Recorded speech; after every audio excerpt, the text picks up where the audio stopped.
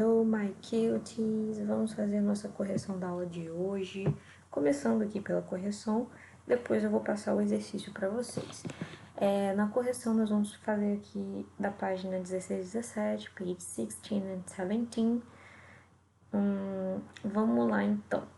Aqui nós tínhamos várias comidas que vocês tinham que colocar com o grupo correspondente. Era muito fácil de fazer, bem fácil, muito fácil, very, very easy.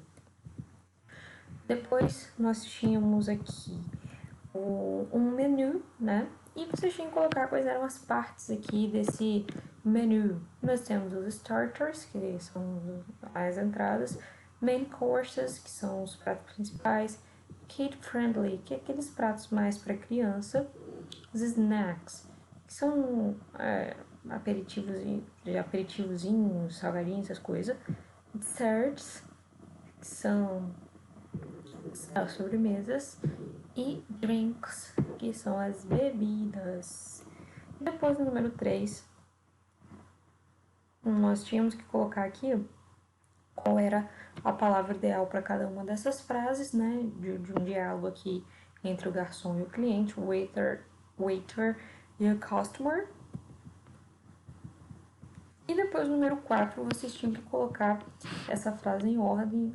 Na videoaula eu falei para vocês que o número 1 já era essa frase aqui. Eu já tinha dado o número 1 para vocês e aí vocês só deviam colocar o restante em ordem.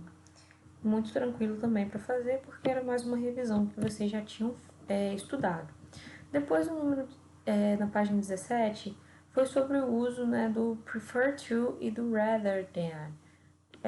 O rather than, os dois significam para preferência, só que o rather than é quando você tem preferência entre duas coisas que foram colocadas ali para você escolher, né?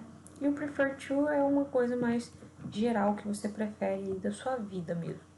Então, letra A ficou rather than drink regular milk, Sophia usually has soy milk or almond milk. We prefer to eat dairy products in the morning. Sonia prefers to skip her afternoon break to have time for a nice dinner. Anthony eats seafood rather than meat because he follows a Japanese diet.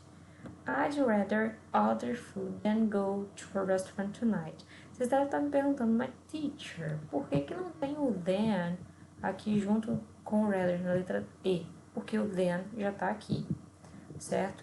Ele já estava escrito aqui, então nesse espaço só entrou o rather. Depois o número 6 era a mesma coisa, né? A tabela podia ajudar aqui vocês, e aí ficou dessa seguinte forma. Mesma coisa aqui, teacher, por que o than não tá aqui? Porque ele já está aqui na sua frase, beleza? Então, vocês podem ter colocado prefer to aqui, porque achou que não estava comparando, mas tem aqui o than, ao invés de, né? Que significa rather than. E depois, no número 7, a gente tinha aqui algumas comidas relacionadas à memória, que são ótimas para memória. E vocês tinham que achar os 10 alimentos, aqui nesse caso palavras, e eles estão aí, todos os 10 alimentos, ok? Então, agora nós vamos para o nosso exercício de hoje. Hi guys, vamos fazer então a atividade de hoje. Vocês vão pegar a apostila aí na página 21, nas pages 21 and 22, páginas 21 e 22, beleza? É bem tranquilo, bem simples, que é o seguinte agora. Aqui nós temos um texto que é uma frequently asked questions, perguntas e respostas frequentes, aquela que a gente vê até na internet quando está pesquisando sobre algum tema, algum assunto.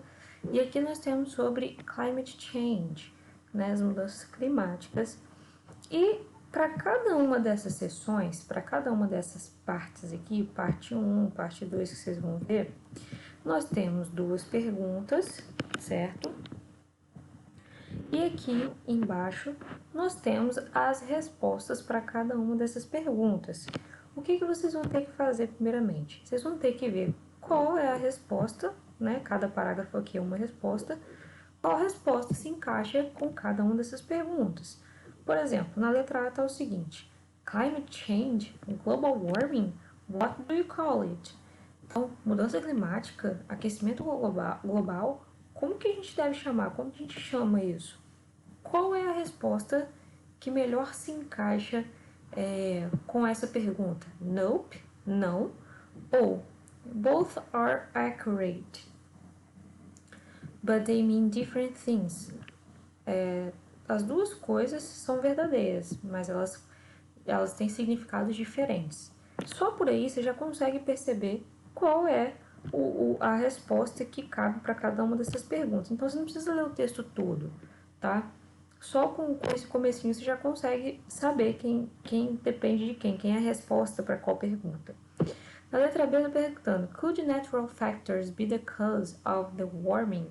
Então, os fatores naturais, eles podem ser a causa do aquecimento? Depois, na parte 2, vocês vão fazer a mesma coisa. How much trouble are we in? Qual o tamanho do problema que a gente está? Qual o tamanho do problema que a gente tem?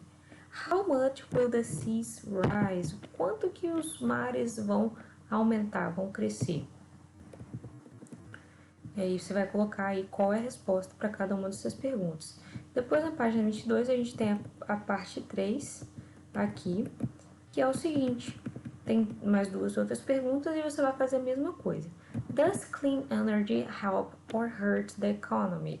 A energia limpa, ela ajuda ou ela machuca a economia, ela destrói a economia? Letra F. What can I personally do about it? O que eu pessoalmente posso fazer quanto a esse assunto, quanto a isso? Depois que vocês terminarem de ver qual é a pergunta, a resposta para cada uma das perguntas, você tem aqui o número 4, que é o seguinte. As perguntas elas estão organizadas em 3 diferentes seções. Can you match each part with its own heading?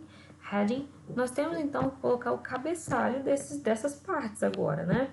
Se você olhar aí, na frente do Part 3, Part 2, Part 1, tem uma linha que você precisa colocar o cabeçalho, ou seja, o cabeçalho ele vai mostrar sobre que assunto que vai falar aquelas perguntas, aquela parte do texto. E aí nós temos aqui, ó, o primeiro. What could happen? O que pode acontecer? O que poderia acontecer? Em que parte, na parte 1, na parte 2 e na parte 3, que esse título se encaixa?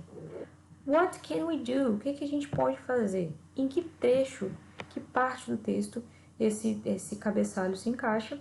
E what is happening? O que está acontecendo? Onde que ele se encaixa? Certo? E são isso que vocês vão fazer. São essas atividades aqui da página 21 e 22, pages 21 and 22. Ok? See you!